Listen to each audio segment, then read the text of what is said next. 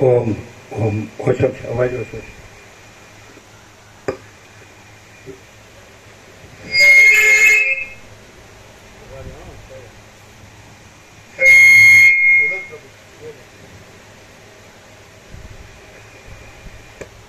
ઓમ ઓમ ઓમ અને ખોલીએ પૂરું તો પછી ખોલે એવું એ કદાચ.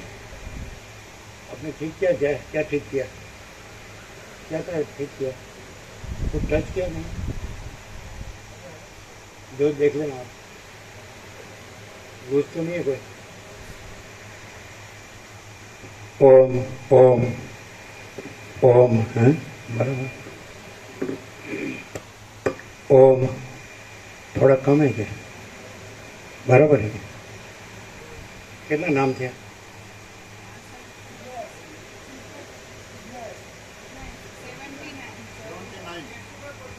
79 એટલે કે લખાવ્યા એટલે કેટલા થાય એટલે 79. આ પછી આવવા જેવું પછી છે, આવી ગયા છે નામ, એ વાત થઈ ગઈ.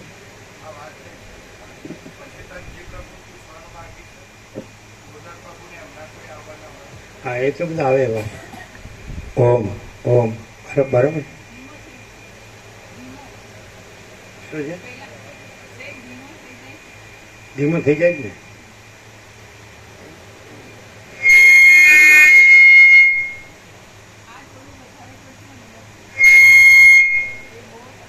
કરો કોન્ટેક્ટ બરાબર કરો. ઓમ ઓમ ઓમ ઓછો છે.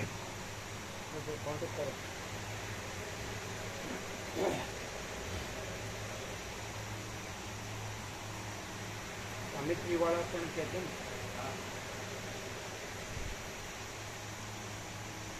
સામિત્રી વાળા રેગ્યુલર આવે છે. તમારી અહીંની જ એક બસ થઈ શકે.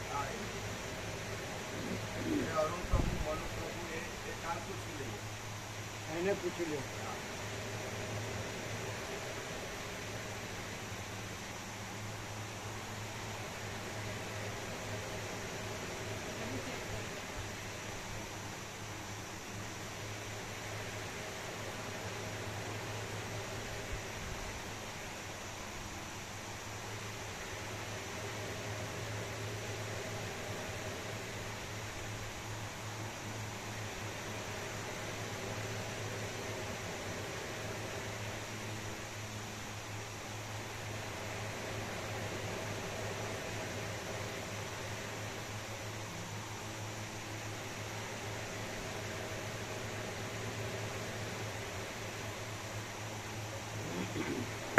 ઓમ ઓમ ઓછો છે. ઓમ ઓછો છે.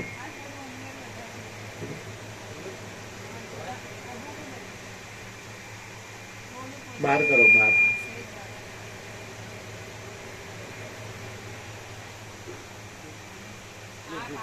ये झुका हुआ है आगे.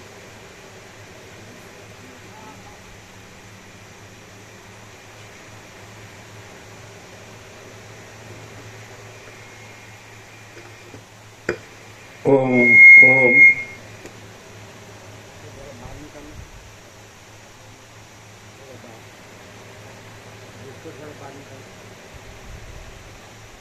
ओम ओम बराबर है, बराबर.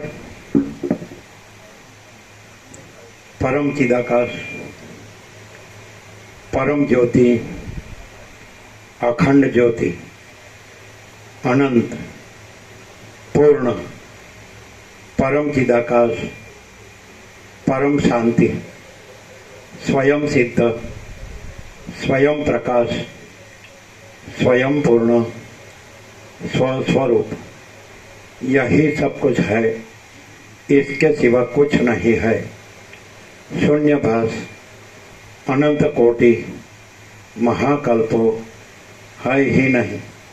वशिष्ठराम वैराग्य प्रकरण राउंड 39मो राउंड.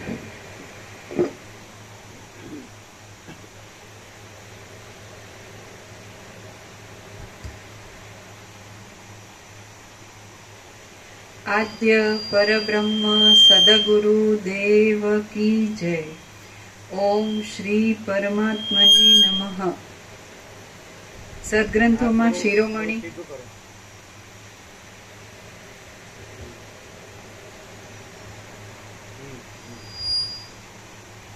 सद्ग्रंथों शिरोमणि श्री योग वासिष्ठ महारामायण वैराग्य प्रकरण पाना नंबर 52 सर्ग 27 पदार्थोना दोषનું વર્ણન।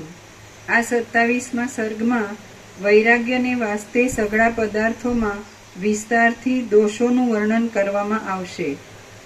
રામ બોલ્યા, હે પિતા, હું બીજું પણ કહું તે તમે સાંભળો। આ જગતનું સ્વરૂપ પરિણામે અત્યંત અપ્રિય છે, છતાં તે ઉપરથી મનમોહક છે। તેમાં એવો કોઈ પદાર્થ નથી કે એવું કોઈ તત્વ નથી કે તેથી ચિત્તને અત્યંત વિશ્રાંતિ મળે। બાલ્યાવસ્થા કેવળ રમતગમત કરવાની ચપળતામાં ચાલી જાય છે। યુવાવસ્થામાં વનરૂપી મૃગ સ્ત્રીઓરૂપી ગુફાઓમાં જ જીર્ણ થઈ જાય છે અને વૃદ્ધાવસ્થામાં શરીર જર્જરિત થઈ જાય છે। આમ એકે અવસ્થામાં પુરુષાર્થ થઈ શકતો નથી, માટે લોકો કેવળ પરિતાપ જ પામ્યા કરે છે। જીવિત રૂપી ભ્રમર જ્યારે જરારૂપી હિમથી બળી ગયેલી શરીરરૂપી કમલિનીને દૂર છોડી દઈને ક્ષણ માત્રમાં જતો રહે છે, ત્યારે લોકોનું વ્યવહારરૂપ તળાવ પણ સુકાઈ જાય છે। જરાના ભયરૂપી ઘણા અને નવા ફૂલોવાળી મનુષ્યોની જર્જરિત થયેલી કાયારૂપી લતા જ્યારે જ્યારે પાકે છે, ત્યારે ત્યારે તે લતા મૃત્યુને ભારે પ્રીતિ ઉપજાવે છે। સઘળા અપાર પદાર્થોને અત્યંત વેગવાળા પ્રવાહથી તાણી જતી તૃષ્ણારૂપી નદી કાંઠે રહેલા સંતોષરૂપી ઉત્તમ વૃક્ષના મૂળને પણ ઉખેડી નાખીને આ લોકમાં રહી જાય છે। ચામડાના બંધનોથી બંધાયેલી સંસારરૂપી સમુદ્રમાં ભમતી તરંગોએ વ્યાકુળ કરેલી અને ડૂબવાને અધીર થયેલી શરીરરૂપી નાવને કોઈ વિવેકરૂપ નાવિક મળતો નથી। તેથી ઇન્દ્રિયો નામના 5 મગરો તેને ઉથલ પાથલ કરી નાખે છે। તૃષ્ણારૂપી વેલાઓના વનમાં ફરનારા મનરૂપી વાંદરાઓ મનોરથરૂપી વૃક્ષોની સેંકડો શાખાઓમાં કૂદતા કૂદતા કાળક્ષેપ કરે છે, પણ તેમના હાથમાં એકે ફળ આવતું નથી।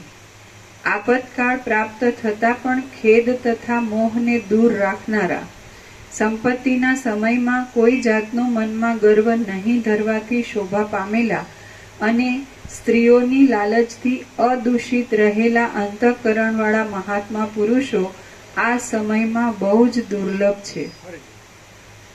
આપતકાળ પ્રાપ્ત થતા પણ ખેદ તથા મોહને દૂર રાખનારા, સંપત્તિના સમયમાં કોઈ જાતનો મનમાં ગર્વ નહીં ધરવાથી શોભા પામેલા અને સ્ત્રીઓની લાલચથી અદૂષિત રહેલા અંતઃકરણવાળા મહાત્મા પુરુષો આ સમયમાં બહુ જ દુર્લભ છે। આપતકાળ પ્રાપ્ત થતા પણ ખેદ તથા મોહને દૂર રાખનારા, સંપત્તિના સમયમાં કોઈ જાતનો મનમાં ગર્વ નહીં ધરવાથી શોભા પામેલા અને સ્ત્રીઓની લાલચથી અદૂષિત રહેલા અંતઃકરણવાળા મહાત્મા પુરુષો આ સમયમાં બહુ જ દુર્લભ છે। જેઓ હાથીઓની ઘટારૂપી તરંગોવાળા સંગ્રામરૂપી સમુદ્રને તરી જાય છે, તેમને હું શૂરવીર માનતો નથી, પણ જેઓ મનરૂપી તરંગવાળા દેહ તથા ઇન્દ્રિયોરૂપી સમુદ્રને તરી જાય છે, તેમને જ હું શૂર માનું છું। જેઓ હાથીઓની ઘટારૂપી તરંગોવાળા સંગ્રામરૂપી સમુદ્રને તરી જાય છે, તેમને હું શૂરવીર માનતો નથી, પણ જેઓ મનરૂપી તરંગવાળા દેહ તથા ઇન્દ્રિયોરૂપી સમુદ્રને તરી જાય છે, તેમને જ હું શૂર માનું છું। કોઈ પણ ક્રિયા પરિણામે કલેશ વગરના ફળવાળી જોવામાં આવતી નથી। તે ક્રિયા કરીને દુષ્ટ આશાઓથી દૂષિત થયેલી ચિત્તવૃત્તિવાળો આ લોક વિશ્રાંતિ પામતો નથી। જગતને કીર્તિથી, દિશાઓના ભાગોને પ્રતાપથી અને ઘરને લક્ષ્મીથી અને લક્ષ્મીને વિનયાદિકના બળથી પૂર્ણ કરનારા અખંડ ધૈર્યવાળા મહાત્મા પુરુષો જગતમાં દુર્લભ છે। જગતને કીર્તિથી, દિશાઓના ભાગોને પ્રતાપથી અને ઘરને લક્ષ્મીથી અને લક્ષ્મીને વિનયાદિકના બળથી પૂર્ણ કરનારા અખંડ ધૈર્યવાળા મહાત્મા પુરુષો જગતમાં દુર્લભ છે. જો ભાગ્યોદય થયો હોય તો અણિમા આદિ સિદ્ધિઓના વેગ સહિત સઘળી લક્ષ્મીઓ, પર્વતોની શિલાઓથી બનેલી ભીંતની અંદર રહેલા પદાર્થો અને વજ્રથી બનેલા ઘરની અંદર રહેલા સઘળા પદાર્થો પણ પોતાની મેળે નિરંતર ચાલ્યા આવે છે. જેમ ભાગ્યરહિત પુરુષને આપત્તિઓ પોતાની મેળે પ્રાપ્ત થાય છે, તેમ ભાગ્યશાળી પુરુષને સંપત્તિઓ પણ પોતાની મેળે જ પ્રાપ્ત થાય છે. હે પિતા, પુત્રોને, સ્ત્રીઓને અને ધનને ભ્રાંતિથી રસાયણ જેવા ઉપકારી માનવામાં આવે છે, પણ તે કોઈ અંતકાળે કામ આવતા જ નથી. હે પિતા, પુત્રોને, સ્ત્રીઓને અને ધનને ભ્રાંતિથી રસાયણ જેવા ઉપકારી માનવામાં આવે છે, પણ તે કોઈ અંતકાળે કામ આવતા જ નથી. હે પિતા, પુત્રોને, સ્ત્રીઓને અને ધનને ભ્રાંતિથી રસાયણ જેવા ઉપકારી માનવામાં આવે છે, પણ તે કોઈ અંતકાળે કામ આવતા જ નથી. અંતકાળમાં તો બહુ રમણીય વિષયો પણ ઝેરની પેઠે દુઃખદાયી થાય છે. વૃદ્ધ પુરુષ દેહ પડવાના સમયમાં ખેદ પામે છે, વિષમ સ્થિતિને પ્રાપ્ત થાય છે અને પુણ્યના સંગ્રહ વગરના પોતાના કૃત્યો સંભાળીને મનમાં બળ્યા કરે છે. નાચી રહેલા મોરના પીંછાના જેવું પુરુષનું ચપળ ચિત્ત પ્રથમ શરીર સુખની અને ધનની લાલચથી ધર્મને અવકાશ ન રાખે એવી ક્રિયાઓ પાછળ દિવસો ગાળી નાખે છે, એટલે પછી તે કયા ઉપાયથી વિશ્રાંતિ પામે? નાચી રહેલા મોરના પીંછાના જેવું પુરુષનું ચપળ ચિત્ત પ્રથમ શરીર સુખની અને ધનની લાલચથી ધર્મને અવકાશ ન રાખે એવી ક્રિયાઓ પાછળ દિવસો ગાળી નાખે છે, એટલે પછી તે કયા ઉપાયથી વિશ્રાંતિ પામે? ક્રિયાઓના જે ફળો પ્રારબ્ધથી પ્રાપ્ત થાય છે અને જે નદીના ઊંચા ઓઢાની જેમ ચંચળ હોવાથી મોં આગળ હોવા છતાં અપ્રાપ્ત જેવા રહે છે, તેમનાથી દેહાભિમાની લોકો ઠગાય છે. ક્રિયાઓના જે ફળો પ્રારબ્ધથી પ્રાપ્ત થાય છે અને જે નદીના ઊંચા ઓઢાની જેમ ચંચળ હોવાથી મોં આગળ હોવા છતાં અપ્રાપ્ત જેવા રહે છે, તેમનાથી દેહાભિમાની લોકો ઠગાય છે. આટલા તરત કરશું અને આટલા પછીથી કરશું એમ ધારી રાખવામાં આવતા અને પરિણામે અનર્થ જ આપનારા કાર્યો સ્ત્રીઓને રાજી કરવા સારું મનના વેગથી કરવામાં આવે છે અને તેઓ ઘડપણના છેવટ સુધી માણસના ચિત્તને દુઃખ જ આપ્યા કરે છે. જેમ વૃક્ષોના જૂના પાંદડા ભેગા થઈને તુરત જ વિખરાઈ જાય છે, તેમ વિવેક વિના લોકો ભેગા થઈને પાછા કેટલાક દિવસે વિખરાઈ જાય છે. દિવસમાં વિવેકી લોકોનો સમાગમ અને સત્કર્મો નહીં કરતા ચારે બાજુ દૂર દૂર ફરી સાયંકાળે ઘરમાં આવીને સૂઈ રહેતા મૂર્ખ વિના બીજા કોને રાત્રે નિદ્રા આવે? દિવસમાં વિવેકી લોકોનો સમાગમ અને સત્કર્મો નહીં કરતા ચારે બાજુ દૂર દૂર ફરી સાયંકાળે ઘરમાં આવીને સૂઈ રહેતા મૂર્ખ વિના બીજા કોને રાત્રે નિદ્રા આવે? સઘળા શત્રુઓને હરાવ્યા પછી અને ચારે બાજુથી લક્ષ્મી પ્રાપ્ત થયા પછી સંસાર સંબંધી સુખો ભોગવવા લાગીએ છીએ, ત્યાં તો કોણ જાણે ક્યાંથી મૃત્યુ અચાનક ચાલ્યું આવે છે. અરે, જેમના તુચ્છ રૂપને અજ્ઞાનથી જ વધારવામાં આવે છે તથા જે દેખાવ દઈને ક્ષણ માત્રમાં જ અદ્રશ્ય થઈ જાય છે, તે વિષયો આ જગતમાં લોકોને ભમાવી રહ્યા છે. અરે, જેમના તુચ્છ રૂપને અજ્ઞાનથી જ વધારવામાં આવે છે તથા જે દેખાવ દઈને ક્ષણ માત્રમાં જ અદ્રશ્ય થઈ જાય છે, તે વિષયો આ જગતમાં લોકોને ભમાવી રહ્યા છે અને એ લોકો જન્મના કે મૃત્યુના દુઃખને જાણતા જ નથી. પોતે પ્રેમ રાખીને પુષ્ટ કરેલા પ્રાણો જ અભાગ્યા કર્મોથી બંધાયેલા પ્રાણીઓ રૂપી ઘેટાઓને અંતે બળાત્કારથી છોડી દે છે અને તેમને કાળના મુખમાં નાખે છે. માટે શરીરને પીડા કરનારા તે પ્રાણને પ્રિય સમજવા નહીં, પણ ખરેખર શત્રુ જ સમજવા.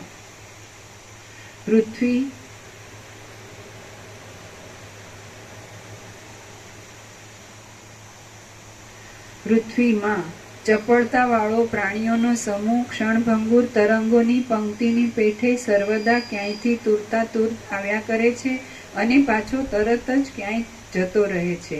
જેમ પ્રાણનું હરણ કરવામાં જ તત્પર રહેનારી રાતા પલ્લવોવાળી અને ચંચળ ભ્રમરોવાળી ઝેરી ઝાડની ચપળ લતાઓ રૂપાળી હોવાને લીધે લોકોના મનનું આકર્ષણ કરે છે, તેમ ધનનું હરણ કરવામાં જ તત્પર રહેનારી રાતા વસ્ત્રોવાળી અને ચંચળ આંખોવાળી સ્ત્રીઓ પણ રૂપાળી હોવાને લીધે પુરુષોના મનનું આકર્ષણ કરે છે. આમ તેમથી સેજમાં ભેગી થયેલી અને એક જ સ્થળે જવાના અભિપ્રાયવાળી મિત્ર, સ્ત્રી તથા પુત્ર આદિ વ્યવહારરૂપી માયા દેવોના ઉત્સવ આદિ યાત્રામાં મળેલા માણસોના મેળા જેવી છે. આમ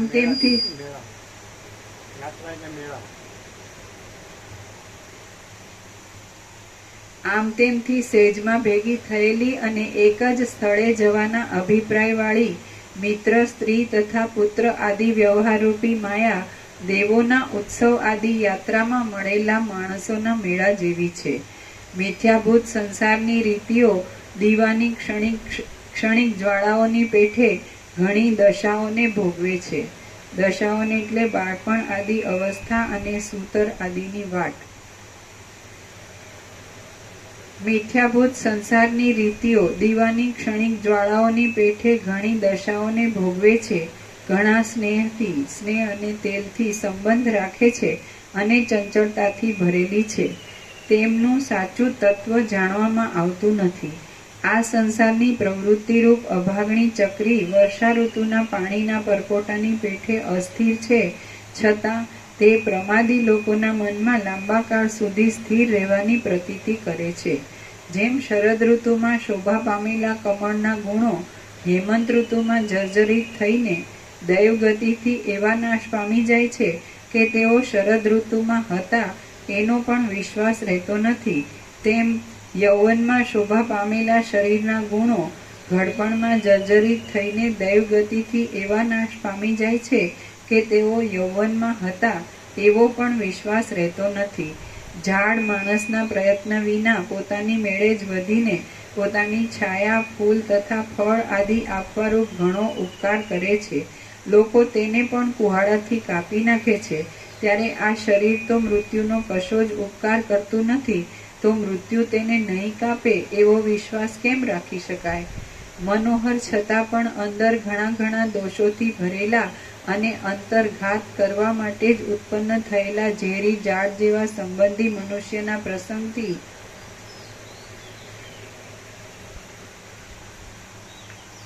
મનોહર છતાં પણ અંદર ઘણા દોષોથી ભરેલા અને અંતર્ઘાત કરવા માટે જ ઉત્પન્ન થયેલા ઝેરી ઝાડ જેવા સંબંધી મનુષ્યના પ્રસંગથી આ કાળમાં દુઃખ જ પ્રાપ્ત થાય.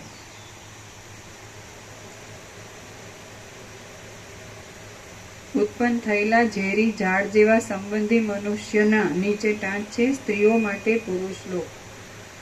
મનોહર છતાં પણ અંદર ઘણા દોષોથી ભરેલા અને અંતર્ઘાત કરવા માટે જ ઉત્પન્ન થયેલા ઝેરી ઝાડ જેવા સંબંધી મનુષ્યના પ્રસંગથી આ કાળમાં દુઃખ જ પ્રાપ્ત થાય. જેઓમાં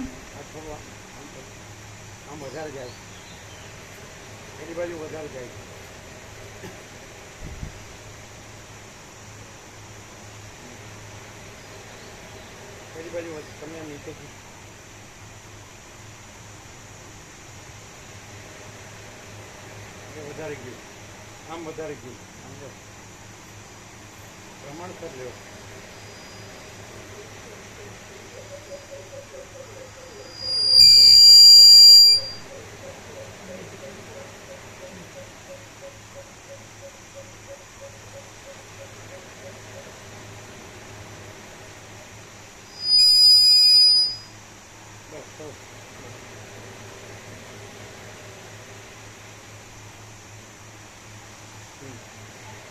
જેઓમાં દોષ નથી એવા કયા વિચારો છે? જેઓમાં દુઃખની બળતરા નથી એવા કયા માર્ગો છે? જેઓમાં ભંગુરતા નથી એવી કઈ પ્રજા છે? અને જેઓમાં છળ નથી એવી કઈ ક્રિયાઓ છે? અનેક કલ્પોના સમૂહની ગણતરી કરી જોતા એક મહાકલ્પ સુધી જીવનારા બ્રહ્માઓ પણ સમગ્ર સંખ્યાના એક ક્ષણ પર્યંત જ જીવનારા છે. અનેક કલ્પોના સમૂહની ગણતરી કરી જોતા એક મહાકલ્પ સુધી જીવનારા બ્રહ્માઓ પણ સમગ્ર કલ્પ સંખ્યાના એક ક્ષણ પર્યંત જ જીવનારા છે. તેથી અનેક વિભાગોવાળા કાળના સમૂહમાં લાંબા અને ટૂંકા જીવનના વિચાર કરવા પણ ખોટા છે. સર્વ સ્થળમાં પર્વતો પથરા જ છે. સર્વ સ્થળમાં પર્વતો પથરાના જ છે. પૃથ્વી માટીની જ છે. વૃક્ષો લાકડાના જ છે અને પ્રાણીઓ માંસના જ છે. તેઓમાં પુરુષોએ કેવળ નામરૂપના જુદા જુદા સંકેતો બાંધેલા છે. સર્વ સ્થળમાં બ્રહ્માનો એક મહાકલ્પ સુધી જીવનારા, પણ તમે અનાદિ અનંતથી જે અનંત મહાકલ્પો, એની સાપેક્ષ એનું જે એક મહાકલ્પનું જીવન એ એક ક્ષણ જેટલું જ છે.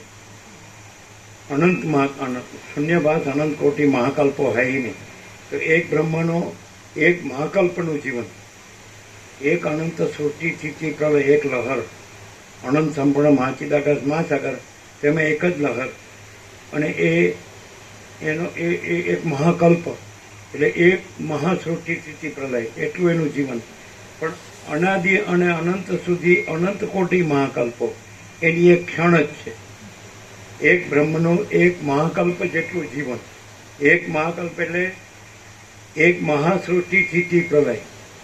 તો એવા અનાદિ અનંત સુધી અનંત કોટી મહાકલ્પો, તો એમાં એ એક ક્ષણ જેટલું જ છે. તો પછી આ લાંબા ને ટૂંકા જીવનની કલ્પના એ ભ્રાંતિ, એ કાંઈ નથી. એમ કે આ થોડું જીવન વધુ જીવવું એ કાંઈ નથી. કારણ કે મહાકલ્પ સુધી જીવનાર બ્રહ્મા એ પણ ક્ષણ જેટલું જ છે. કારણ કે જે અનંત મહાકલ્પો છે એમાં એનો એક મહાકલ્પ છે એ ક્ષણ જેટલો જ છે. નહીં સમજાતું? ખ્યાલ આવે ને? પછી આ પૃથ્વીમાં માટી ને પથરા જ છે, મહાસાગરમાં જળ જ છે, અને વનમાં લાકડા જ છે, વૃક્ષો છે. એમાં શું મોહ પામવા જેવું છે?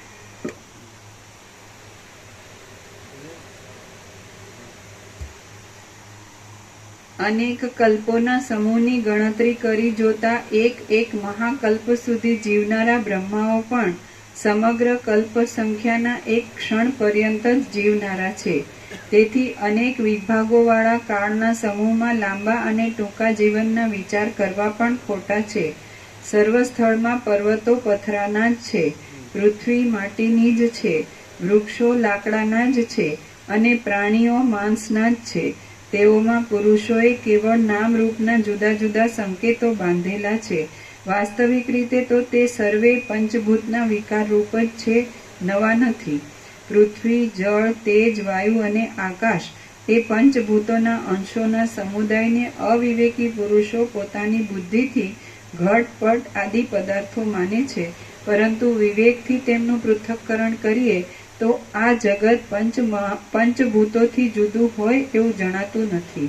હે મહાત્મા, આ જગતમાં વિદ્વાન લોકોના ચિત્તને પણ વિસ્મય આપનારો જે આશ્ચર્યકારી ચમત્કાર રહ્યો છે તે કોઈ સાધારણ માણસને સ્વપ્નમાં પણ કદી જાણવામાં આવતો નથી. સંસારની કલ્પના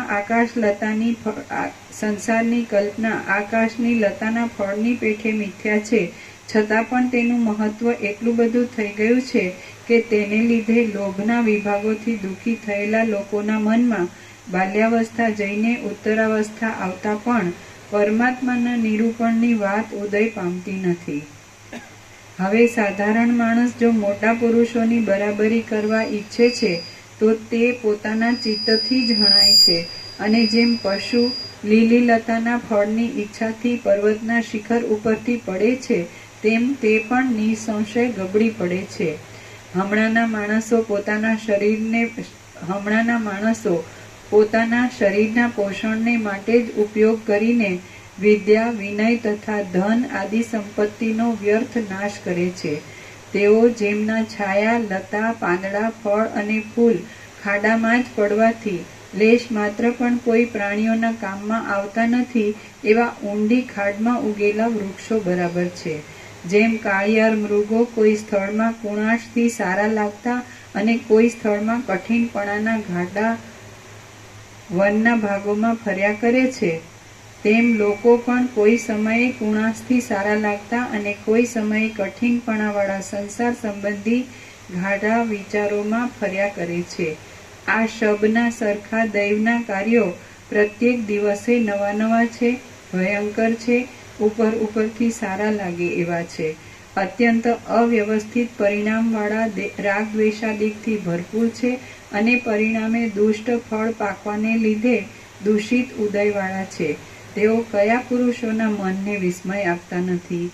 જગતમાં હમણાંના લોકો વિષયોમાં આસક્ત રહે છે અને અનેક પ્રકારની કુટિલતા ભરેલી કુશળતામાં તત્પર રહે છે. સજ્જન તો સ્વપ્નમાં પણ મળતો નથી અને સઘળી ક્રિયાઓ અવશ્ય દુઃખ ઉત્પન્ન કરે એવી જ છે. તો મારે આ જીવિત રૂપ દશા શી રીતે કાઢવી એ હું જાણતો નથી. શ્રી યોગ વાસિષ્ઠ મહારામાયણમાં વૈરાગ્ય પ્રકરણનો નિઃશ્રેયસ વિરોધી ભાવ અનિત્યતા પ્રતિપાદન નામનો સર્ગ 27મો સમાપ્ત. નીચે ટાંચ છે. જ્યાં સુધી વિષયોમાં દ્રઢ રાગ હોય ત્યાં સુધી તત્વજ્ઞાન થઈ શકે નહીં, ને વિષયોમાં રહેલો દ્રઢ રાગ સુદ્રઢ દોષ દર્શન વિના દૂર થતો નથી. માટે સર્વ દ્રશ્ય વિષયોમાં દોષ દર્શનનું નિરૂપણ આ સર્ગમાં કહ્યું છે. જેમ દરિદ્રી મનુષ્ય ધનવાનને ત્યાં રહેલું સુવર્ણ જુએ તથા સ્પર્શ કરે તો પણ તે ભાગ્યહીનને તે દ્રવ્યની પ્રાપ્તિ થઈ શકતી નથી, તેમ સચ્ચિદાનંદ સ્વરૂપવાળા આત્માનું શ્રવણ તથા મનન કર્યા છતાં પણ વૈરાગ્ય રૂપ ભાગ્ય વિના વિષયજનોને તે આત્માની પ્રાપ્તિ થઈ શકતી નથી. સર્ગ 28મો. સર્વમાં ફેરફાર થનાર સ્વભાવનું વર્ણન.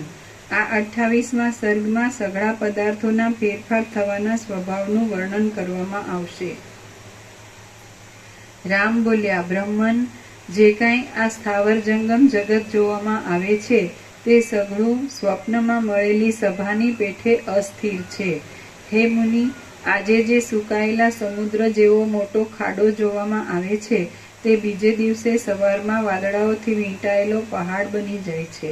વનના સમૂહથી વિસ્તાર પામેલો અને ગગનને ઢાંકી દેતો જે ઊંચો પર્વત હોય છે તે કેટલેક દિવસે પૃથ્વી બરોબર થઈ જાય છે અથવા કૂવો બની જાય છે.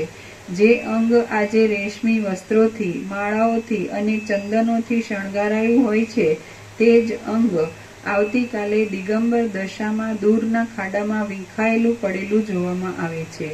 જે સ્થળમાં આજે વિચિત્ર પ્રકારોથી ભરપૂર એક નગર જોવામાં આવે છે તે જ સ્થળમાં જતે દિવસે ઉજ્જડ રાનની સ્થિતિ જોવામાં આવે છે.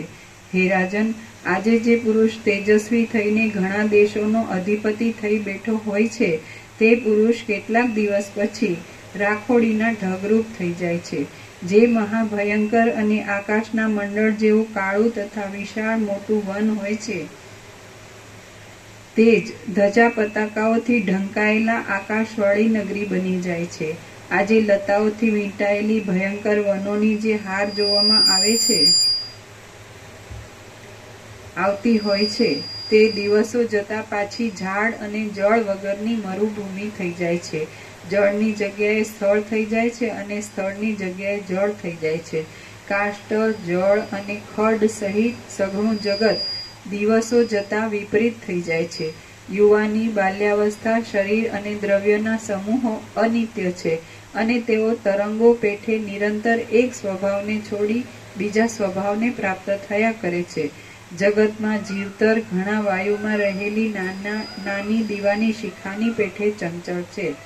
જગતમાં જીવતર ઘણા વાયુમાં રહેલી નાની દીવાની શિખાની પેઠે ચંચળ છે અને ત્રણેય લોકમાં પદાર્થોની શોભા વીજળીના ઝબકારા સમાન છે. જેમ બીજનો સમૂહ વારંવાર પાણી પડવાથી ફેરફાર પામ્યા કરે છે તેમ આ ઘણા પ્રાણીઓનો સમૂહ કર્મોની ગતિથી નિરંતર ફેરફાર પામ્યા કરે છે. મનરૂપી પવનથી ઉડી ઉડીને જથ્થાબંધ થયેલા રજોગુણ રૂપી વસ્ત્રોવાળી પ્રાણીઓને ઉત્તમ, મધ્યમ તથા કનિષ્ઠ લોકમાં ગમન કરાવવા રૂપી અભિનયવાળા અને પ્રબળ આડંબરવાળી આ જગતની સ્થિતિ નાચના આવેશથી ફૂદડીઓ ફર્યા કરતી નટડીની પેઠે ભ્રમણ કરતી જોવામાં આવે છે. હે રાજન, ગંધર્વનગર જેવા અનેક વિચિત્ર ફેરફારો કરનારી, મોટા મોટા વ્યવહારો રૂપી ચંચળ કટાક્ષોથી મનનું આકર્ષણ કરનારી અને વારંવાર વીજળી જેવા ચપળ દેખાવ દેતી આ સંસારની રચના જાણે કોઈ વેશ્યા નાચતી હોય તેવી દેખાય છે. તે દિવસો, તે વડીલો, તે સંપત્તિઓ અને તે ક્રિયાઓ એ સઘળું જેમ માત્ર સ્મરણમાં જ રહ્યું છે, તેમ આપણે પણ થોડા કાળમાં લોકોના સ્મરણમાં જ રહીશું. આ અભાગણી સંસારની પદ્ધતિ રોજ રોજ ક્ષય પામે છે અને રોજ રોજ પાછી ઉત્પન્ન થાય છે, પણ હજુ સુધી એ અભાગણીનો અંત આવતો નથી. હે વિભુ, માણસો પશુનો જન્મ પામે છે, પશુઓ માણસનો જન્મ પામે છે અને દેવતાઓ અદેવપણું પામે છે, ત્યારે આ સંસારમાં કઈ સ્થિતિ સ્થિર છે? કોઈ પણ નથી. પોતાના કિરણોના સમૂહથી પ્રાણીઓને ઉત્પન્ન કરતો આ કાળમય સૂર્ય વારંવાર રાત્રિ દિવસો કાઢી કાઢીને પ્રાણીઓના નાશની અવધિ ઉપર લક્ષ્ય રાખ્યા કરે છે. સમુદ્રના જળો જેમ વડવાનળને જ અનુસર્યા કરે છે, તેમ બ્રહ્મા, વિષ્ણુ, રુદ્ર અને પ્રાણીઓની સઘળી ગતિઓ પણ નાશને જ અનુસર્યા કરે છે. સ્વર્ગ, પૃથ્વી, વાયુ, આકાશ, પર્વતો અને નદીઓ એ સઘળા વિનાશરૂપ અગ્નિમાં સૂકા બળતણ છે. ધન, બાંધવો, ચાકરો, મિત્રો અને વૈભવો એ સઘળું વિનાશના ભયથી બીધેલાને રસ વગરનું લાગે છે. જ્યાં સુધી વિનાશરૂપી દુષ્ટ રાક્ષસ સ્મરણ પથમાં આવતો નથી, ત્યાં સુધી જ એ પદાર્થો જગતમાં બુદ્ધિમાન પુરુષને ભાવે છે. માણસો ક્ષણ માત્રમાં ઐશ્વર્ય પામે છે, ક્ષણ માત્રમાં દરિદ્રપણાને પામે છે, ક્ષણ માત્રમાં સ્વસ્થપણાને પામે છે અને ક્ષણ માત્રમાં રોગીપણાને પ્રાપ્ત થાય છે. આમ ક્ષણે ક્ષણે સ્થિતિમાં ફેરફાર કર્યા કરતા આ ભૂંડા જગતરૂપી ભ્રમે કયા બુદ્ધિમાન પુરુષોને મોહિત કર્યા નથી? આકાશનું મંડળ ક્ષણ માત્રમાં અંધારારૂપી કાદવથી ખરડાઈ જાય છે અને ક્ષણ માત્રમાં તે સોનાના ઝરા જેવા કોમળ પ્રકાશથી શોભવા લાગે છે. ક્ષણ માત્રમાં તે વાદળારૂપી શ્યામ કમળોની પંક્તિઓથી પૂરાઈ જાય છે. ક્ષણ માત્રમાં તે ભારે કડાકા ભડાકાથી ભરાઈ જાય છે અને ક્ષણ માત્રમાં તે મૂંગા જેવું બની જાય છે. ક્ષણ માત્રમાં તે તારારૂપી મોતીઓથી દીપે છે. ક્ષણ માત્રમાં તે સૂર્યથી શોભે છે. ક્ષણ માત્રમાં તે ચંદ્રના કિરણોથી શીતળ થઈ જાય છે અને ક્ષણ માત્રમાં એ સઘળાથી રહિત બની જાય છે. તે જ પ્રમાણે આ જગતની રચના ક્ષણિક સ્થિતિવાળી તથા ક્ષણિક નાશવાળી છે અને ક્ષણે ક્ષણે તે આવજા કર્યા કરે છે. તો પછી કયો ધીર પુરુષ પણ સંસારમાં ભય ન પામે?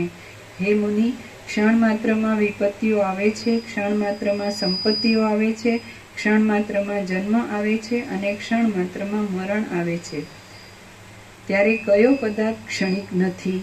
હે ભગવાન, એક માણસ પ્રથમ જુદા પ્રકારનો હોય છે અને થોડાક દિવસ માટે સર્વદા તે જુદા જ પ્રકારનો થઈ જાય છે.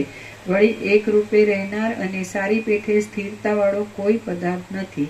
ઘડો કપાસના ખેતરમાં ફૂટી જાય તો વસ્ત્રરૂપ થાય છે અને વસ્ત્ર ફાટીને માટીમાં મળી જાય તો ઘડારૂપ થઈ જાય છે.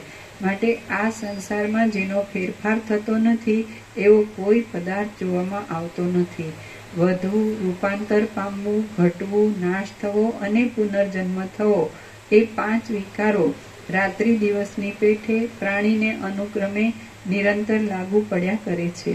કાયરના હાથે શૂર પુરુષ માર્યા જાય છે, એકના હાથે 100 જણ માર્યા જાય છે અને કંગાલ લોકો પણ સમર્થપણું પામે છે. આમ જગતમાં બધી ઉથલપાથલ થયા કરે છે. ઇન્દ્રિય આદિની ગતિને લીધે સર્વ લોકો તરંગોની પંક્તિની પેઠે નિરંતર ઉથલપાથલ પામ્યા કરે છે. થોડા દિવસ બાલ્યાવસ્થા રહે છે, થોડા દિવસ યુવાનીની શોભા રહે છે અને થોડા દિવસમાં વળી ઘડ પણ આવે છે. આમ દેહમાં પણ એકરૂપપણું નથી, તો બહારની વસ્તુઓમાં એકરૂપપણું રહેવાનો શો વિશ્વાસ રાખવો? નટની પેઠે સર્વ પ્રાણીનું મન ક્ષણ માત્રમાં આનંદ પામે છે, ક્ષણ માત્રમાં ખેદ પામે છે અને ક્ષણ માત્રમાં સૌમ્ય થઈ જાય છે. એક પાસ એક, બીજી પાસ બીજી અને ત્રીજી પાસ ત્રીજી એમ વસ્તુની રચના કરતો આ વિધાતા ક્રીડા કરતા બાળકની જેમ કાયર થતો નથી. વિધાતા પ્રથમ કેટલાયકને ભેગા કરે છે, તેઓમાંથી કેટલાયકને ઉત્પન્ન કરે છે, વળી તેમને મારીને ખાઈ જાય છે અને સ્વાદ લાગવાને લીધે વળી બીજાઓને ઉત્પન્ન કરે છે.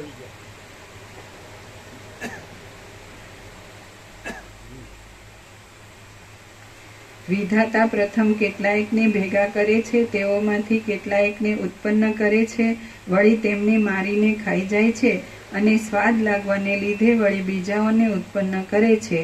આમ જે નર ઉત્પન્ન થાય છે તેને રાત્રિ દિવસોની પેઠે હર્ષ શોક આદિ વિકારો નિરંતર પ્રાપ્ત થાય છે અને પાછા વળે છે. સંસારમાં પડેલો માણસ ક્ષણે ક્ષણે ઉદય અસ્ત પામ્યા કરે છે. તેની આપત્તિઓ પણ સ્થિર રહેતી નથી અને સંપત્તિઓ પણ સ્થિર રહેતી નથી.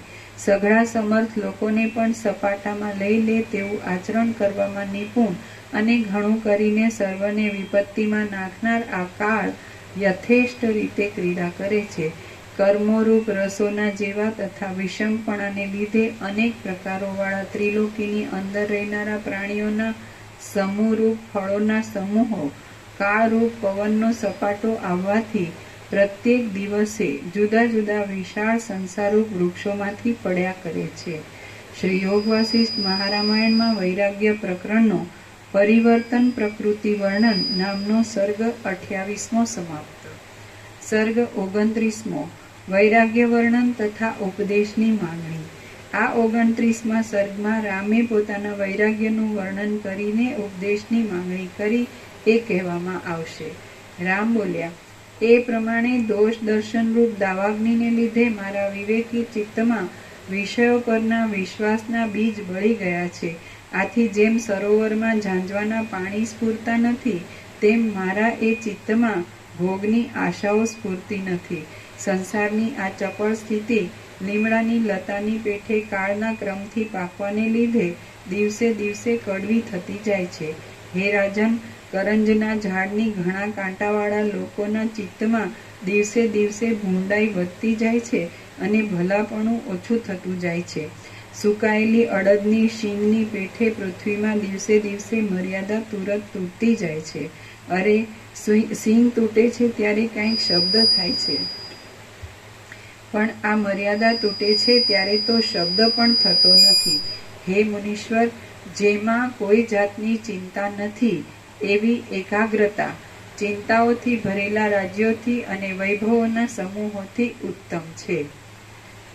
હે મુનીશ્વર, જેમાં કોઈ જાતની ચિંતા નથી એવી એકાગ્રતા ચિંતાઓથી ભરેલા રાજ્યોથી અને વૈભવોના સમૂહોથી ઉત્તમ છે.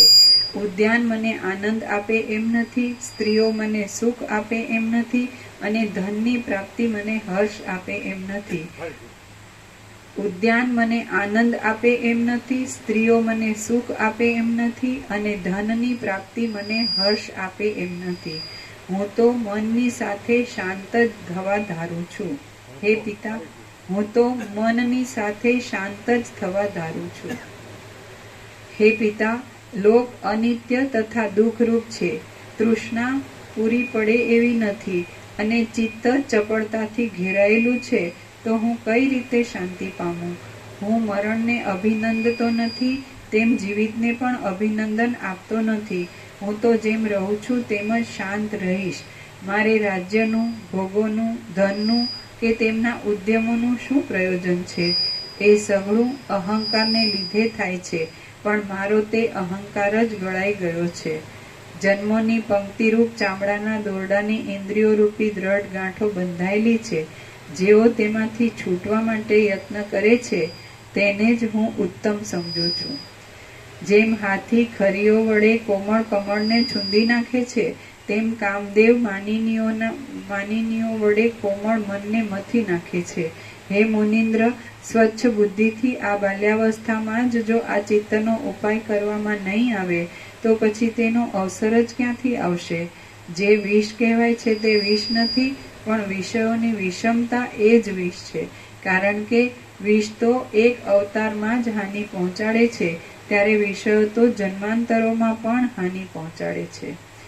આત્મજ્ઞાનીના ચિત્તને સુખ દુઃખ મિત્રો બાંધવો જીવિત કે મરણ કાંઈ પણ બાંધી શકતા નથી. આત્મજ્ઞાનીના ચિત્તને સુખ દુઃખ મિત્રો બાંધવો જીવિત કે મરણ કાંઈ પણ બાંધી શકતા નથી. આત્મજ્ઞાનીના ચિત્તને સુખ દુઃખ મિત્રો બાંધવો જીવિત કે મરણ કાંઈ પણ બાંધી શકતા નથી. એટલા માટે હે બ્રહ્મન, હે પૂર્વાપર જાણનારાઓમાં ઉત્તમ, હું જે ઉપદેશથી જ્ઞાની થઈને શોક ભય તથા પરિશ્રમથી રહિત થાઉં તેવો ઉપદેશ તમે મને તુરત આપો. અજ્ઞાનપણારૂપી ભયંકર વન વાસનારૂપી જાળાઓથી વ્યાપ્ત છે, દુઃખોરૂપી કાંટાઓથી ભરપૂર છે અને સંપત્તિઓ તથા વિપત્તિઓ રૂપ ઊંચા નીચા પ્રદેશો વાળું છે. હે મુનિ, કરવતની ધાર વડે વહેરાવાનું સહન કરી શકું, પણ સંસારના વ્યવહારથી ઉત્પન્ન થયેલા તૃષ્ણા તથા વિષયોથી વહેરાવાનું સહન કરી શકું એમ નથી. આ ઈષ્ટ છે એમ જાણી તેનું સંપાદન કરવામાં અને આ અનિષ્ટ છે એમ જાણી તેનું નિવારણ કરવામાં જે વ્યવહાર કરવો પડે છે, તેના લેપથી જે ભ્રાંતિ ઉત્પન્ન થાય છે તે રજના સમૂહને ઉડાવ્યા કરતા પવનની જેમ આ ચપળ ચિત્તને ઉડાવ્યા કરે છે. આ સંસારરૂપી હાર તૃષ્ણારૂપી ઝીણા દોરામાં પરોવાયેલો છે અને જીવના સમૂહરૂપી મોતીઓ વાળો છે. તેમાં ચૈતન્યની વ્યાપ્તિથી તથા સ્વચ્છપણાથી નિરંતર શોભી રહેલો ચિત્તરૂપી મધ્યમણી છે અને કાળરૂપી વ્યભિચારી પુરુષનું એ આભૂષણ છે. હું તેનાથી કાયર થઈ ગયો છું અને કેસરી જેમ ઝાડને તોડી નાખે છે તેમ હું તેને સહેલા ઉપાયથી તોડી નાખવા માંગુ છું. હે શ્રેષ્ઠ તત્વવેત્તા, મારા મનનું આ અજ્ઞાનરૂપી અંધારું મારા હૃદયરૂપી વનમાં ઝાકળ રૂપે છે. તમે તેને સુખદાયી વિજ્ઞાનરૂપી દીવાથી દૂર કરો. હે મહાત્મા, જેમ ચંદ્રથી નાશ ન પામે એવા રાત્રિના અંધારા હોતા નથી, તેમ મહાત્માઓના સંગથી નાશ ન પામે એવા સંસાર સંબંધી કોઈ દુષ્ટ તાપો જગતમાં છે જ નહીં. હે મહાત્મા, જેમ ચંદ્રથી નાશ ન પામે એવા રાત્રિના અંધારા હોતા નથી, તેમ મહાત્માઓના સંગથી નાશ ન પામે એવા સંસાર સંબંધી કોઈ દુષ્ટ તાપો જગતમાં છે જ નહીં. વાયુએ વેરી નાખેલી વાદળાની પંક્તિમાં લટકતા કોઈ જળબિંદુના જેવું આયુષ્ય નાશવંત છે. વૈભવો મેઘના સમૂહમાં ચમકતી વીજળીના જેવા ચંચળ છે. યૌવનના વિનોદો પાણીના રેલાની પેઠે ચપળ છે. એમ તુરત વિચારીને મેં હમણાં લાંબી શાંતિને માટે જ ચિત્ત ઉપર દ્રઢ છાપ મુદ્રા મારી છે. સર્ગ 29મો સમાપ્ત. નીચે ટાંચ છે. લાંબી શાંતિને માટે હા. મેં હમણાં એમ તુરત વિચારીને મેં હમણાં લાંબી શાંતિને માટે જ ચિત્ત ઉપર દ્રઢ છાપ મુદ્રા મારી છે. શુદ્ધ વૈરાગ્ય ઉપજ્યા પછી જ પરમ તત્વને જાણવાની ઉત્કૃષ્ટ જિજ્ઞાસા ઉપજે છે એમ આ સર્ગના નિરૂપણ પરથી જાણવાનું છે. સર્ગ 29મો સમાપ્ત. સર્ગ 30મો વિશ્રાંતિના ઉપદેશની માગણી. આ 30મા સર્ગમાં કારણપૂર્વક પોતાના ચિત્તનો ઉદ્વેગ દેખાડી તે ઉદ્વેગને ટાળનારી વિશ્રાંતિને વાસ્તે ઉપદેશની પ્રાર્થના કરવામાં આવશે. રામ બોલ્યા, એ પ્રમાણે જગતને ચારે બાજુથી ઉઠેલા સેંકડો અનર્થોરૂપી સાંકડી ખાડમાં પડેલું જોઈને મારું મન ચિંતારૂપી કાદવમાં ખૂંચી ગયું છે. મને મારું મન ભમતું હોય એમ લાગે છે. મને ભય ઉત્પન્ન થાય છે અને જૂના ઝાડના પાંદડાઓની પેઠે મારા ગાત્રો કંપ્યા કરે છે. ઉત્તમ સંતોષરૂપી ધીરજનો સંબંધ નહીં મળવાથી વ્યાકુળ થયેલી અને ઠેકાણા વગરની એવી મારી બુદ્ધિ નબળા ધણીની સ્ત્રીની પેઠે અહીં ભય પામ્યા કરે છે. જેમ ખડથી ઠગાયેલા મૃગો ખાડાઓમાં પડીને તરફડે છે, તેમ તુચ્છ વિષયોથી ઠગાયેલી આ અંતઃકરણની વૃત્તિઓ વિક્ષેપરૂપી દુઃખોમાં પડીને તરફડે છે. અવિવેકી પુરુષના આશ્રયમાં રહેલી બિચારી ચક્ષુ આદિ ઇન્દ્રિયોરૂપી સ્ત્રીઓ સારી સ્થિતિને પ્રાપ્ત નહીં થતા દુઃખ પામીને જાણે ઊંડા કૂવામાં પડી હોય એમ લાગે છે. જેમ પતિને અધીન રહેનારી સ્ત્રી પતિના ઘરમાં જંપ વાળીને બેસે નહીં અને મન માનતા સ્થાનમાં જઈ પણ શકે નહીં, તેમ જીવમાં લાગેલી મારી ચિંતા શાંત થતી નથી અને જોઈતા સ્થળમાં પહોંચી પણ શકતી નથી. માગશર મહિનાના અંતમાં જેમ લતા પાંદડાઓને જર્જરિત કરી નાખીને તેઓમાંથી કેટલાકને છોડી દે છે, કેટલાકને રાખી લે છે અને પોતે અવ્યવસ્થિત થઈ જાય છે, તેમ મારી ધીરજ પણ વિષયોને જર્જરિત કરીને તેઓમાંથી કેટલાકને છોડી દે છે, કેટલાકને રાખી લે છે અને પોતે અવ્યવસ્થિત થઈ જાય છે. હમણાં સંસારની સ્થિતિ મને અડધો ત્યજીને અને અડધો પકડીને રહી છે. આથી મારી અવ્યવસ્થાને લીધે મારા હાથમાંથી સંસારના તથા પરમાર્થના સુખો પણ ખોવાઈ ગયા છે.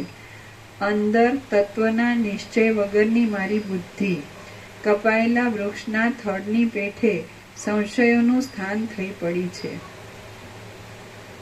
નીચે ટાંચ છે. કપાયેલા વૃક્ષના માણસ જેવા ઊંચા થડમાં રાત્રે આ ઠૂંઠું છે કે ચોર છે એવો સંશય થાય છે. અંદર તત્વના નિશ્ચય વગરની મારી બુદ્ધિ કપાયેલા વૃક્ષના થડની પેઠે સંશયોનું સ્થાન થઈ પડી છે. આ ચિત્ત ચંચળ છે, અનેક પ્રકારના ભોગની વાસનાઓથી વિસ્તીર્ણ છે અને ભુવનોની અંદર ફર્યા કરે છે. જેમ દેવ પોતાના વિમાનને છોડતા નથી, તેમ બળાત્કાર રોકવામાં આવે તો પણ તત્વજ્ઞાનના આશ્રય વિના તે પોતાની ચપળતા છોડતું નથી.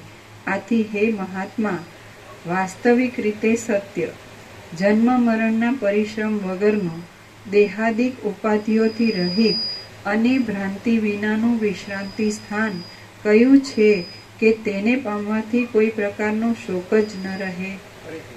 આથી હે મહાત્મા, વાસ્તવિક રીતે સત્ય, જન્મ મરણના પરિશ્રમ વગરનું, દેહાદિક ઉપાધિઓથી રહિત અને ભ્રાંતિ વિનાનું વિશ્રાંતિ સ્થાન કયું છે કે તેને પામવાથી કોઈ પ્રકારનો શોક જ ન રહે. આથી હે મહાત્મા, વાસ્તવિક રીતે સત્ય, જન્મ મરણના પરિશ્રમ વગરનું, દેહાદિક ઉપાધિઓથી રહિત અને ભ્રાંતિ વિનાનું વિશ્રાંતિ સ્થાન કયું છે કે તેને પામવાથી કોઈ પ્રકારનો શોક જ ન રહે.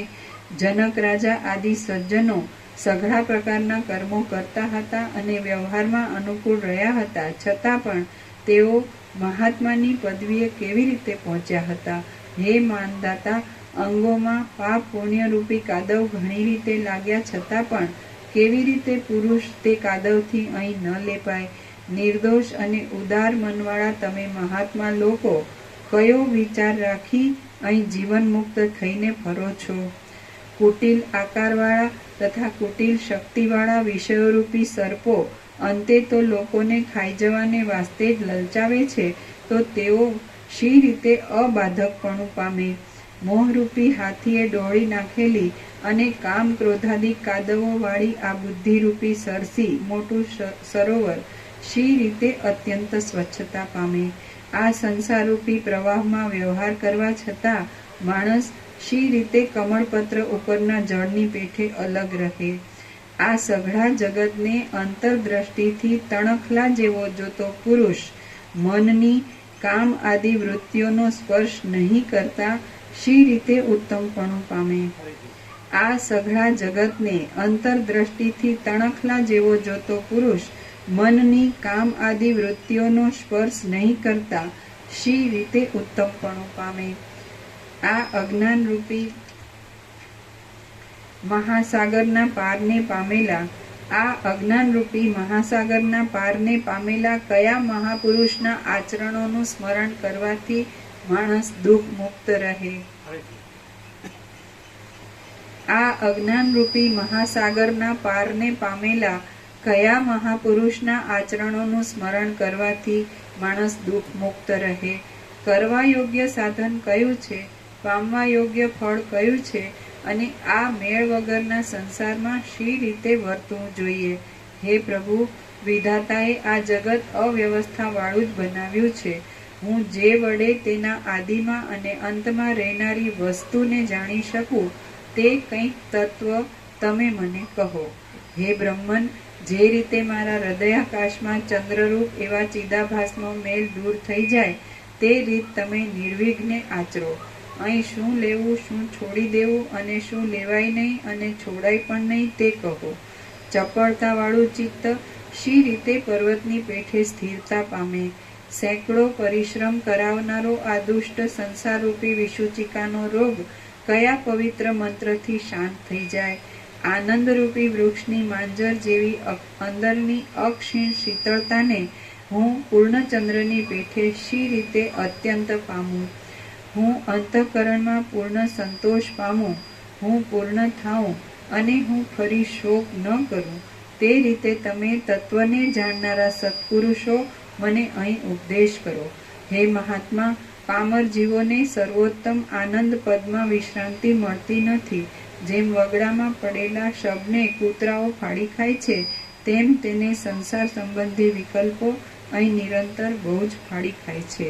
શ્રી યોગ વાસિષ્ઠ મહારામાયણમાં વૈરાગ્ય પ્રકરણમાં વિશ્રાંતિના ઉપદેશની માગણી નામનો સર્ગ 30મો સમાપ્ત. સર્ગ 31મો. સ્વલ્પ જીવિતમાં સુખરૂપ પદનો પ્રશ્ન.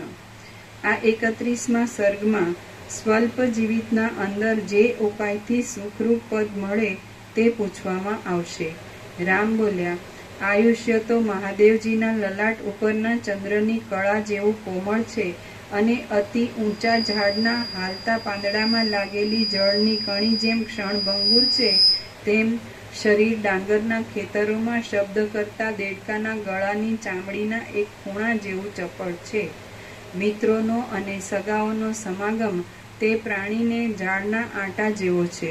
વાસનારૂપી વાયુએ વીંટી લીધેલા દુષ્ટ આશારૂપી વીજળીના ચમત્કારથી ભરેલો અને પ્રત્યક્ષ મોહરૂપી ઉગ્ર છાંટાવાળો મેઘ નિરંતર ગાજ્યા કરે છે અને તેના કડાકા ભડાકા થયા કરે છે.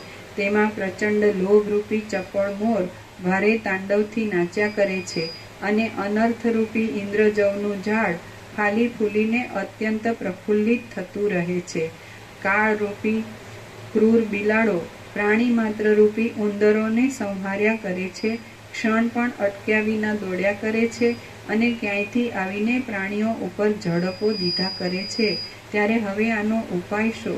ગતિ શી? વિચાર શો અને આશરો શો? આ જીવિતરૂપી વન અશુભ પરિણામ ન આપે એવો કયો માર્ગ છે?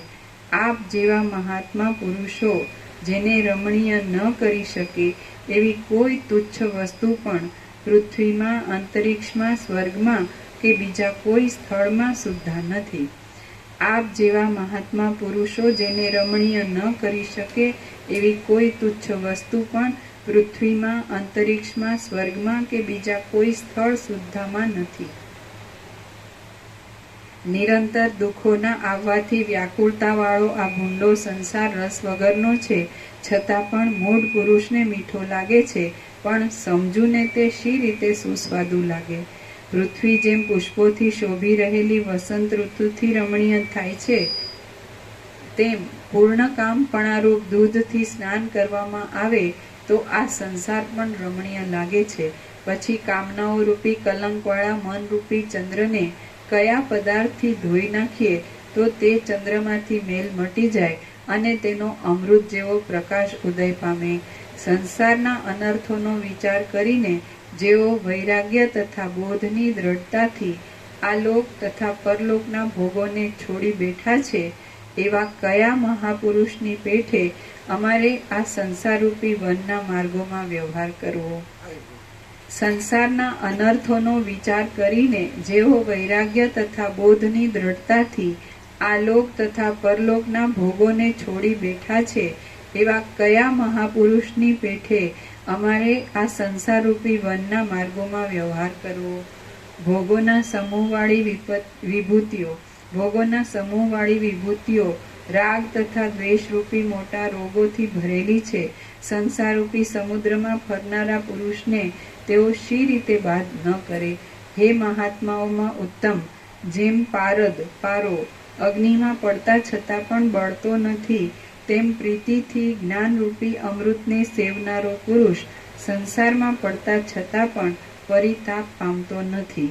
સમુદ્રમાં ઉત્પન્ન થયેલા માછલાની સ્થિતિ જેમ જળ વિના સંભવતી નથી, તેમ સંસારમાં જન્મેલા પુરુષની સ્થિતિ પણ વ્યવહાર કર્યા વિના સંભવતી નથી. અગ્નિની જ્વાળા જેમ દાહ વિનાની હોતી નથી, તેમ આ સંસારમાં કોઈ સારી ક્રિયા પણ રાગ દ્વેષ વિનાની અને સુખ કે દુઃખ વિનાની હોતી જ નથી. ત્રૈલોક્યમાં મનનું અસ્તિત્વ વિષયોના અવલંબન રૂપ જ છે. સર્વ વિષયોનો બાદ કરનારા તત્વના બોધની યુક્તિ વિના તેનો ક્ષય થતો નથી. એટલા માટે તમે મને એ ઉત્તમ યુક્તિ વિશે સારી રીતે કહો. વ્યવહાર કરવા છતાં પણ જે યુક્તિથી મને દુઃખ પ્રાપ્ત થાય નહીં અને મારા વ્યવહારમાં પણ અડચણ આવી નહીં, એવી ઉત્તમ યુક્તિ તમે મને કહો, જેથી મન પરમ પાવન થઈ વિશ્રાંતિ પામે છે. તે જ્ઞાન શું છે અને પૂર્વે ઉત્તમ ચિત્તવાળા કયા મહાપુરુષે કયા પ્રકારથી તે કર્યું છે? હે ભગવાન, જેવું આપના જાણવામાં હોય અને જે કરવાથી સાધુ પુરુષો દુઃખ રહિતપણું પામ્યા હોય તે મને મોહની નિવૃત્તિ માટે કહો. હે મુનીશ્વર, જો તેવી કોઈ યુક્તિ ન જ હોય અથવા તેવી યુક્તિ હોવા છતાં પણ જો કોઈ મને તે સ્ફુટ રીતે કહેશે નહીં, તો હું પોતે તેવી યુક્તિઓનો વિચાર કરીશ.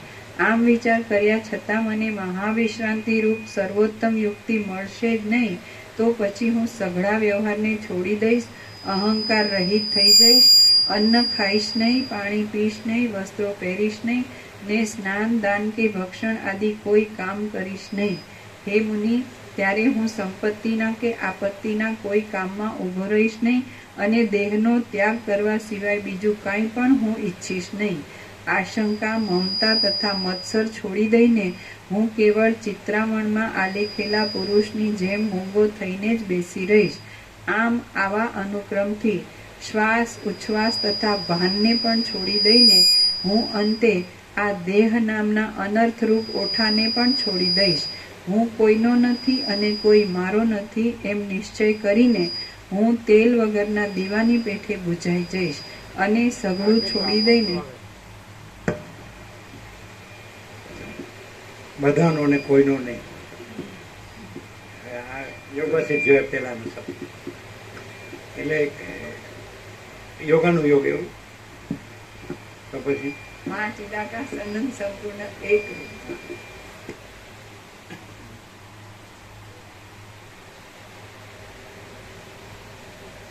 હું કોઈનો નથી અને કોઈ મારો નથી એમ નિશ્ચય કરીને હું તેલ વગરના દીવાની પેઠે બુઝાઈ જઈશ અને સઘળું છોડી દઈને અંતે આ ખોળિયાનો પણ ત્યાગ કરીશ. શ્રી વાલ્મીકી બોલ્યા, નિર્મળ ચંદ્રની પેઠે પ્રિય લાગતા અને અતિ મહાન વિચારમાં ઉઘડેલા ચિત્તવાળા રામચંદ્રજી વસિષ્ઠ આદિ મહાત્માઓની આગળ આ વચન બોલ્યા અને પછી મોર જેમ મહામેઘોની આગળ ટવકા કરીને બંધ પડે તેમ તે થાક લાગવાથી બોલતા બંધ પડ્યા. શ્રી યોગ વાસિષ્ઠ મહારામાયણમાં વૈરાગ્ય પ્રકરણનો રાઘવ પ્રશ્ન નામનો સર્ગ 31મો સમાપ્ત. ટાંચ છે. રાઘવ પ્રશ્નની નીચે મુમુક્ષુ બુભુક્ષુ અત્યંત ભૂખ્યાના જેવો જોઈએ, અર્થાત પરમ તત્વને જાણવાની તેના મનમાં અત્યંત આતુરતા જોઈએ, એમ શ્રી રામના આ સર્ગના પાછળના વચનોથી વિવેકીએ નક્કી કરવું. ઓમ ઓમ ઓમ. પ્રસાદ આપીને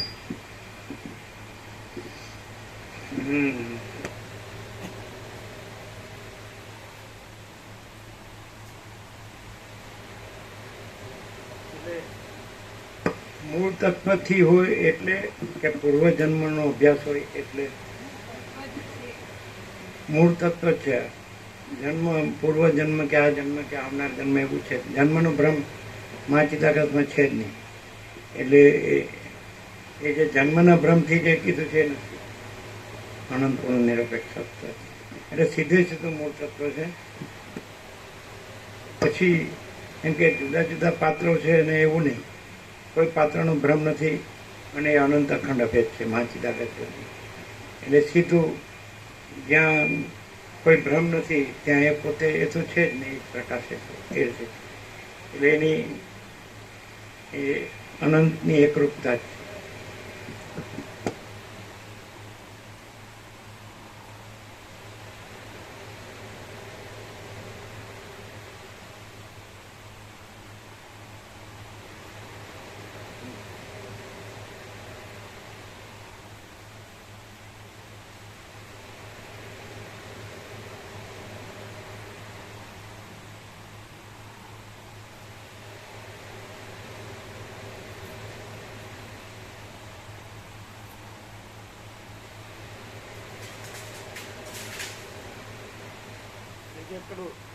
યોગ ભ્રષ્ટ કે એવું કઈ છે જ નહીં, કારણ કે જન્મનો ભ્રમ છે જ નહીં, એટલે અનાદિ સિદ્ધ સત છે.